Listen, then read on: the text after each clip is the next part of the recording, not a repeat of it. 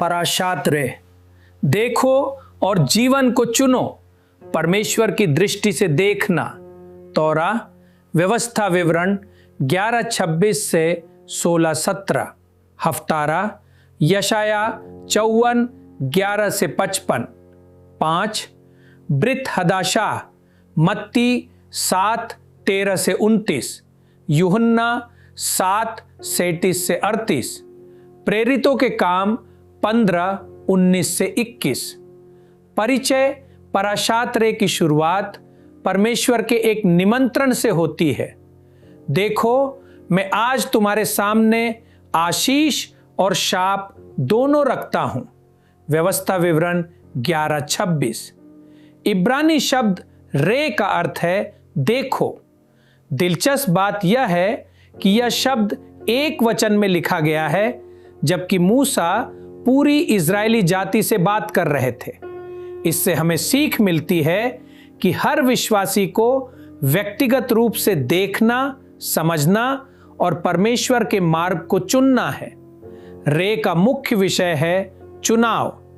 परमेश्वर हर व्यक्ति के सामने रखता है आशीष या शाप, आज्ञाकारिता या विद्रोह, जीवन या मृत्यु। सवाल यह नहीं है कि परमेश्वर अपने लोगों को आशीष देना चाहता है या नहीं। सवाल यह है कि क्या उसके लोग उस मार्ग को चुनेंगे जो आशीष की ओर ले जाता है। भाग 1, रे आत्मिक दृष्टि विकसित करना। व्यवस्था विवरण 11:26। तौरा की शुरुआत इस आज्ञा से होती है, देखो। इब्रानी सोच में देखना केवल आंखों से देखने की बात नहीं है, इसमें शामिल है समझ, सही और गलत में पहचान, परमेश्वर से मिलने वाला प्रकाशन, आत्मिक समझ। बहुत से लोग परिस्थितियों को तो देखते हैं, लेकिन उनमें परमेश्वर के उद्देश्य को नहीं देख पाते। बाइबल के उदाहरण, अब्राहम ने मोरिया पर्वत को देखा, मूसा ने जलती हुई झाड़ी को देखा, यशाया ने प्रभु को ऊंचे और उठे हुए सिंहासन पर देखा, यूहन्ना ने स्वर्गीय वास्तविकताओं को देखा। आत्मिक विकास तब शुरू होता है जब हम परमेश्वर के दृष्टिकोण से देखना सीखते हैं। जीवन में लागू करें। अपने आप से पूछें, क्या मैं जीवन को विश्वास से देख रहा हूं या डर से? क्या मुझे केवल समस्याएं दिखाई देती हैं या उन समस्याओं में परमेश्वर का उद्देश्य भी दिखाई देता है? सही तरीके से चलने से पहले हमें सही तरीके से देखना सीखना होगा। भाग 2, आशीष और शाप 2 मार्ग। व्यवस्था विवरण 11:26 से 28। मूसा इज़राइल के सामने 2 मार्ग रखते हैं। आशीष का मार्ग आज्ञाकारिता, परमेश्वर पर भरोसा, वाचा के प्रति विश्वास योग्यता। शाप का मार्ग विद्रोह, मूर्ति पूजा, परमेश्वर पर निर्भर होने के बजाय स्वयं पर निर्भर रहना। इब्रानी सोच में आशीष और शाप मनमाने निर्णय नहीं हैं, वे वाचा के अनुसार हमारे चुनावों के परिणाम हैं। परमेश्वर मनमाने तरीके से व्यवहार नहीं करता, हमारे चुनावों के परिणाम होते हैं। सिद्धांत, हमारा हर निर्णय हमें परमेश्वर के करीब या उससे दूर ले जाता है।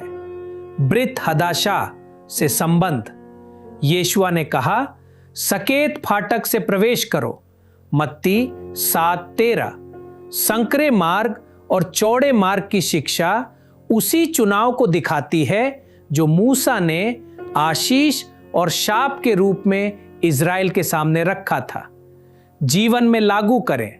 हर दिन हमें चुनना पड़ता है, सत्य या समझौता, विश्वास या अविश्वास, आज्ञाकारिता या सुविधा। भाग 3, मूर्तियों को नष्ट करना। व्यवस्था विवरण 12। इज़राइल को आज्ञा दी गई थी कि वे झूठी उपासना के स्थानों और अन्य जातियों की वेदियों को नष्ट करें। क्यों? क्योंकि परमेश्वर जानता था कि जो हमारे हृदय पर अधिकार कर लेता है वह धीरे धीरे हमारे जीवन को भी नियंत्रित करने लगता है। आज मूर्तियां केवल पत्थर या लकड़ी की बनी चीजें नहीं हैं। हमारे जीवन में मूर्तियां हो सकती हैं पैसा, सफलता, शक्ति, आराम, लोगों की राय, यहां तक कि सेवकाई भी। मूर्ति वह कोई भी चीज है जो परमेश्वर का सही स्थान अपने जीवन में ले लेती है। महत्वपूर्ण सिद्धांत: मूर्ति पूजा बाहर दिखाई देने से पहले हृदय में शुरू होती है। अपने आप से पूछें, मेरे विचारों में सबसे ज्यादा क्या रहता है? मैं परमेश्वर से ज्यादा किस पर भरोसा करता हूं? मेरे लिए ऐसी कौन सी चीज है जिसे छोड़ना सबसे कठिन होगा? परमेश्वर चाहता है कि हमारी भक्ति पूरी तरह उसी के लिए हो। भाग 4: झूठे भविष्यवक्ता और आत्मिक पहचान। व्यवस्था विवरण 13। मूसा इज़राइल को झूठे भविष्यवक्ताओं के बारे में चेतावनी देते हैं। तौरा की सबसे महत्वपूर्ण शिक्षाओं में से एक यह है कि कोई व्यक्ति चिन्ह और चमत्कार कर सकता है, फिर भी वह झूठा हो सकता है। इब्रानी सिद्धांत: चमत्कार सत्य का प्रमाण नहीं है। सत्य को इस बात से परखा जाता है कि व्यक्ति परमेश्वर के प्रति कितना विश्वास योग्य है। सवाल यह नहीं है क्या वह चमत्कार कर सकता है, सवाल यह है क्या वह लोगों को परमेश्वर के और करीब ले जा रहा है। यीशुआ की चेतावनी: तुम उन्हें उनके फलों से पहचानोगे। मत्ती 7:16। जीवन में लागू करें। विश्वासियों को इन बातों को परखना चाहिए। शिक्षा: चरित्र जीवन का फल। परमेश्वर की वाचा के प्रति विश्वास योग्यता। हर पीढ़ी में आत्मिक समझ और पहचान बहुत जरूरी है। भाग 5: पवित्रता, उदारता और खुला हाथ। व्यवस्था विवरण 14 से 15। मूसा इन विषयों के बारे में बताते हैं: कशरुत, शुद्ध और अशुद्ध भोजन, दशमांश, गरीबों की देखभाल, शमिता, 7वां वर्ष। इसका उद्देश्य परमेश्वर चाहता था कि इज़राइल दूसरी जातियों से अलग और पवित्र रहे। पवित्रता का अर्थ है परमेश्वर के लिए अलग किया हुआ जीवन। शमिता हर 7वें वर्ष। कर्ज माफ किए जाते थे, दासों को स्वतंत्र किया जाता था, लोगों को एक नई शुरुआत का अवसर मिलता था। इससे परमेश्वर का दया और बहाली से भरा हृदय दिखाई देता है। अपना हाथ खोलो, तू अपने भाई के लिए अपना हाथ अवश्य खोलना। व्यवस्था विवरण 15:11। बंद हाथ डर को दिखाता है, खुला हाथ परमेश्वर की व्यवस्था और प्रावधान पर भरोसा दिखाता है। जीवन में लागू करें। सच्ची उपासना हमारे उदार और दयालु जीवन में दिखाई देती है। भाग 6: 3 तीर्थ पर्व। व्यवस्था विवरण 16। मूसा 3 प्रमुख तीर्थ पर्वों के बारे में बताते हैं: पास्का, मिस्र से छुटकारे की याद; शावुओत, फसल और वाचा की याद; सुक्कोत, परमेश्वर के प्रावधान और उसकी उपस्थिति की याद। आत्मिक क्रम: ये पर्व परमेश्वर की योजना को दिखाते हैं। छुटकारा, परिवर्तन, अपने लोगों के साथ निवास, मसीहा से संबंध। यीशुआ इन तीनों पर्वों को पूरा करते हैं और उनके अर्थ को और स्पष्ट करते हैं। हफ्तारा से संबंध। यशाया 54:11 से 55। 5 हफ्तारा हमें सांत्वना और बहाली का संदेश देता है। परमेश्वर पीड़ित सियोन से कहता है, तेरे सब बच्चे यहोवा से शिक्षा पाएंगे। इसके बाद एक महान निमंत्रण आता है: हे सब प्यासे लोगों, पानी के पास आओ। यशाया 55:1। रे से संबंध। रे कहता है, आशीष को चुनो। यशाया कहता है, परमेश्वर का निमंत्रण अभी भी खुला है। परमेश्वर की इच्छा हमेशा बहाली की होती है, विनाश की नहीं। ब्रित हदाशा से संबंध, यूहन्ना 7:37-38। सुक्कोत के समय यीशुआ ने कहा, यदि कोई प्यासा हो तो मेरे पास आए और पिए।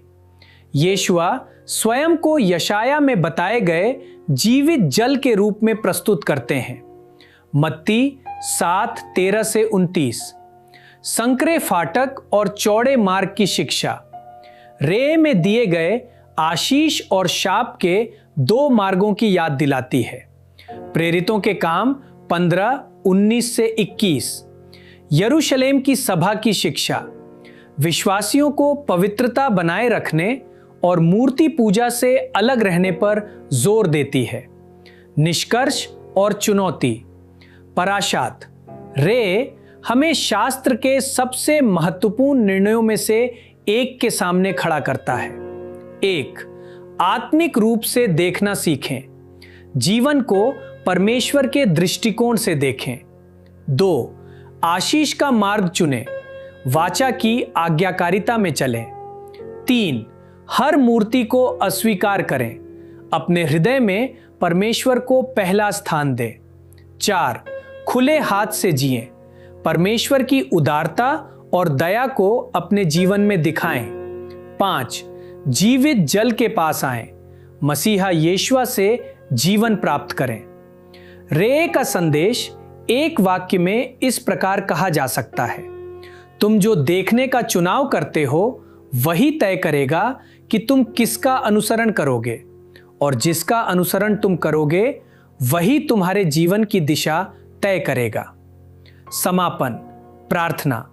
अवीनु मलकेनु, हमारे पिता और राजा, हमारी आंखें खोल कि हम तेरे सत्य को देख सकें और तेरे मार्गों पर चल सकें। हमारे हृदय से हर मूर्ति को दूर कर और हमें जीवन, आशीष और वाचा की विश्वास योग्यता को चुनना सिखा।